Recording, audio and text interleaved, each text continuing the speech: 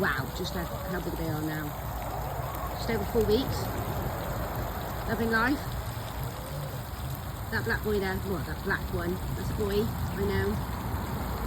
I've got one virtually pure yellow one. That's a girl. Haven't got any names for them so far. If anybody would like to suggest any, that'd be wonderful. And they don't mind their paddling pool now. They've got used to the colours. They'll swim in it occasionally. And the chickadees.